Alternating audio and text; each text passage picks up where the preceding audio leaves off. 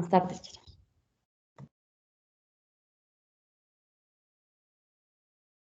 Buenas tardes, mi nombre es Alejandra Martínez y junto a mi grupo, Miguel Sierra, Felipe Campos y Gabriel Alvear, les vamos a explicar el tema de osteosarcoma, basados en el artículo de reporte de caso y revisión de literatura Parosteal Osteosarcoma of the Fibula in a Middle-Aged Patient. Los autores los pueden ver expuestos ahí, son 4. El año de publicación fue en 2019 y fue publicado por la revista Medicine Baltimore. El caso clínico reporta a una mujer de 47 años que presentó una masa lateral en la rodilla izquierda durante 3 meses sin causa aparente.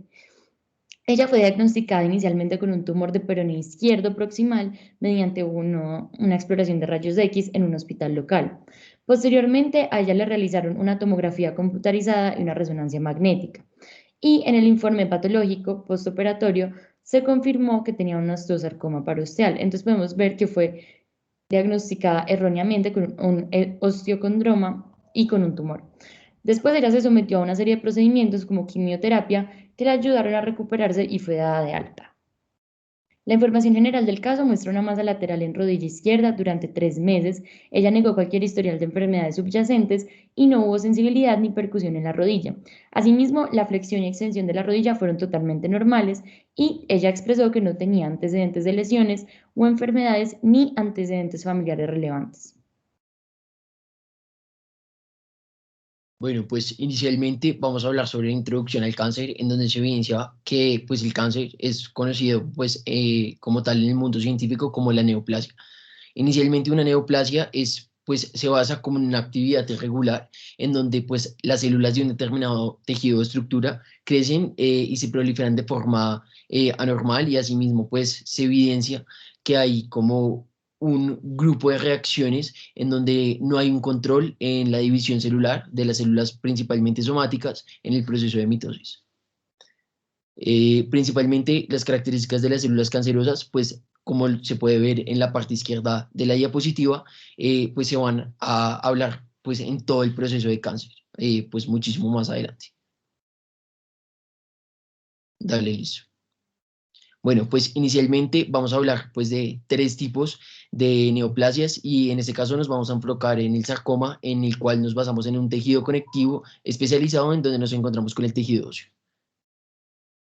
Bueno, en el proceso de oncogénesis principalmente vamos a evidenciar en la parte de la derecha un proceso de división celular normal, la cual está controlada por diferentes puntos de control y esos puntos de control son necesarios para que la célula pase por las diferentes fases. Entonces, de esta manera se hace un control específico como tal de la morfología y funcionamiento celular y si esta célula es apta para pasar a un proceso muchísimo más avanzado. Ya para analizar el proceso de oncogénesis es importante analizar que este es generado principalmente por 2 factores. El primero es la activación de los oncogenes, principalmente nos encontramos con el gen RAS y el gen MIC, y los genes supresores de tumores, principalmente el P53, el APC y el BRCA1 y 2. Principalmente vamos a hablar que la activación de oncogenes lo que permite es que la célula se siga el proceso sin ningún tipo de control. Entonces, siga el proceso para generar mitosis y asimismo siga creciendo de forma indiferenciada. Y la inactivación de genes supresores de tumores lo que genera es que la célula pues no tenga un punto de control en donde tenga que parar de dividirse y pues esto genera pues que asimismo prolifere y pues crezca de forma normal. Inicialmente, el gen RAS es muy importante ya que nos permite analizar pues como tal el crecimiento celular. Y el MIC es un gen que permite analizar el crecimiento celular, la actividad celular y asimismo la supervivencia como tal de una determinada célula. El gen P53 es muy importante para analizar la reparación del DNA, asimismo induce y es muy importante para inducir en ciertos momentos la apoptosis celular, la cual muchas veces las células cancerígenas logran evadir y también permite pues como tal el control celular y asimismo permite que no haya tanta como tal proliferación. Dale, listo.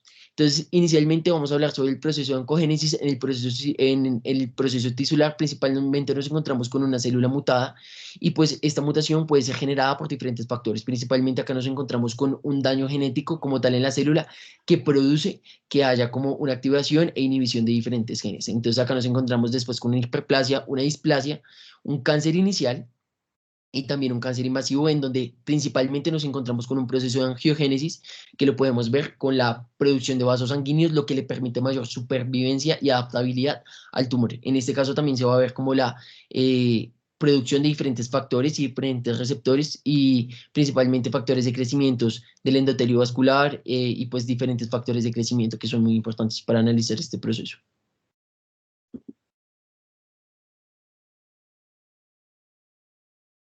Listo, entonces hablaremos un poco sobre estos sarcomas, después de haber tenido nuestra introducción sobre la neoplasia o cáncer.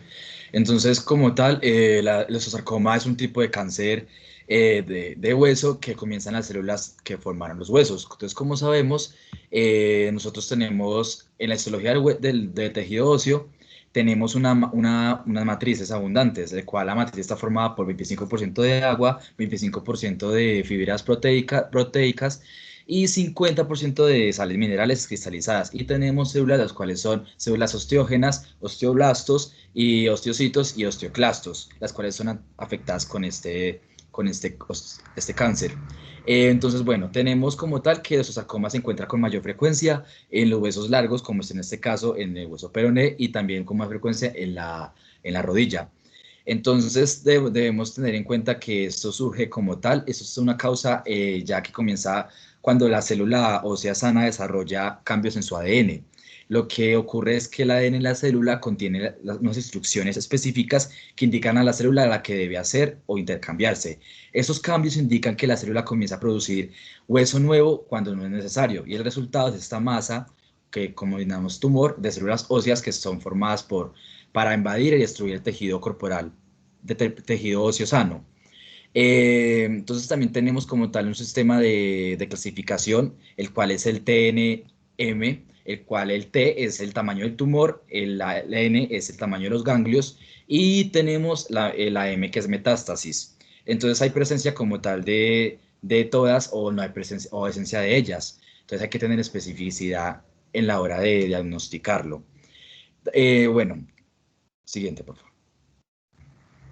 Ya aquí, hablando un poco del osteosarcoma pariosteal, entonces tenemos como tal que esta frecuencia se origina como tal en la área yuxtacortical de los huesos largos, como es en este caso, y es un subtipo es el subtipo más frecuente del osteosarcoma de superficie, ya que este como tal este viene de una denominación baja y es un término actual como tal, es un tumor habitualmente es de baja predominancia y grado de malignidad.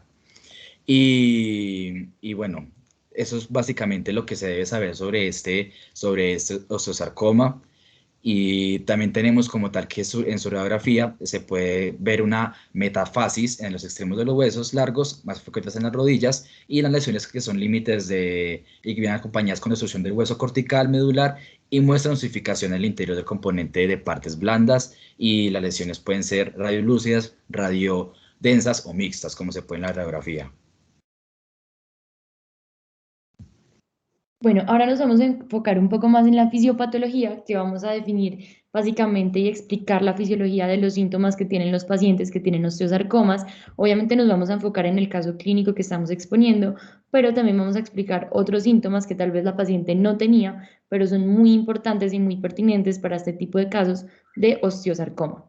Entonces, en primer lugar, tenemos la masa indolora. La paciente tenía una presencia de una masa dura de aproximadamente 5 por 3 centímetros y la tuvo durante 3 meses. Entonces, básicamente lo que esto quiere decir es que la masa indolora que presenta la paciente se formó porque ocurrió una hiperplasia de las células del tejido óseo, la cual fue provocada por la actividad mitótica elevada de dichas células y también porque la apoptosis no está funcionando. Es importante tener en cuenta que esta masa es un indicador muy importante porque nos deja saber que los mecanismos de control que estaba explicando Felipe al inicio, como que tiene el cuerpo para frenar el ciclo celular, pues está fallando.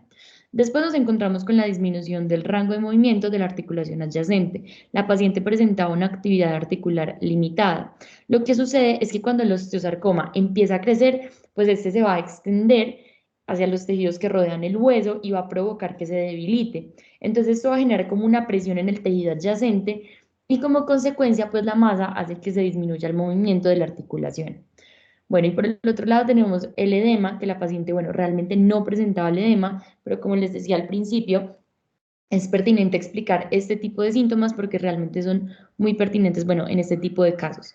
Entonces, sabemos que el edema pues se va a generar por un aumento en la presión hidrostática intracapilar, es decir, que la presión del agua entre los vasos se va a aumentar. Entonces, en el caso del osteosarcoma, lo que va a ocurrir es que el tumor va a empezar como a comprimir los vasos venosos, linfáticos y los arteriales.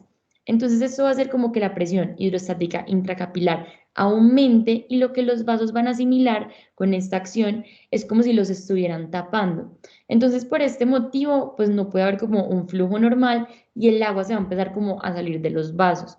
Entonces, eso es como comúnmente lo que llamamos hinchazón, ¿cierto? Otro motivo por el que se va a producir como esta hinchazón, pues es porque el tumor va a empezar, bueno, cuando empieza a crecer, pues va a empezar como a invadir tejidos.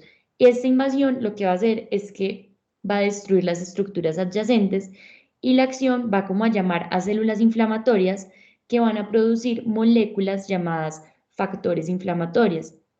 ¿Qué van a hacer estos factores inflamatorios? Proinflamatorios. Van básicamente a aumentar la permeabilidad vascular y van a aumentar el flujo local a través de la vasodilatación. Bueno, entonces dentro de la fisiopatología también se encontró el dolor continuo, que aunque dentro del caso no mencionan la presencia como tal de un dolor local, en la paciente es común que exista un dolor agresivo cuando existe como este tipo de tumores en el hueso, generando pues que pues le moleste. Bueno, la localización está en la paciente en el peroné y hasta donde sabemos este es el primer caso de osteosarcoma parostal que ocurre en el peroné de un adulto de mediana edad porque generalmente el osteosarcoma se localiza básicamente en el fémur y tibia, que son como las zonas metafisarias cercanas como a la rodilla. También, ampliando lo que dijo Aleja de la disminución del movimiento, cabe resaltar que como hay una inflamación gracias a este cuerpo extraño, o sea, básicamente el tumor, el cuerpo quiere defenderse de lo que está causando este daño. Entonces lo que va a hacer es generar una lesión en las células que se encuentran allí y así generar una necrosis. Entonces esta necrosis es causada por la obstrucción del flujo generado que hace que se haya como una disminución de sangre, oxígeno y nutrientes, lo que lleva a una lesión del tejido adyacente generando una inflamación y pues claramente esto va como a repercutir en el movimiento de la articulación. Y por último quisimos resaltar el tipo de tumor que presenta como tal la paciente. Entonces en el osteosarcoma, que son una familia de tumores que hacen parte del tejido conectivo, es importante resaltar que poseen un potencial altamente maligno y también hace parte de los sarcomas óseos. También hay que tener en cuenta que todas las células que están presentes como dentro de estos tumores van a tener como tal la capacidad de producir un hueso. Entonces, ya como a modo de conclusión, en la parte pues, de la patología podemos ver que es un tumor maligno, pero en este caso, como tal, no es tan grave porque pues, el parestial es una baja. Es una enfermedad de carácter irremediable, que pues hay tratamientos y se requiere un cuidado, seguimiento para detectar como tal signos de recidiva y metástasis y complicaciones. Ya como vimos, esta paciente no presentó muchos síntomas, los cuales son alarmantes, entonces hay que tener cuidado en eso. Y a modo de conclusión, en el caso clínico, pues podemos concluir que no mostró los síntomas comunes de un osteosarcoma, fue muy difícil de diagnosticar y a modo de lección en el artículo nos muestran que no se debe pasar por alto un osteosarcoma parostial en el peroné por el simple hecho que la paciente o el paciente esté en una edad relativamente avanzada. Muchas gracias.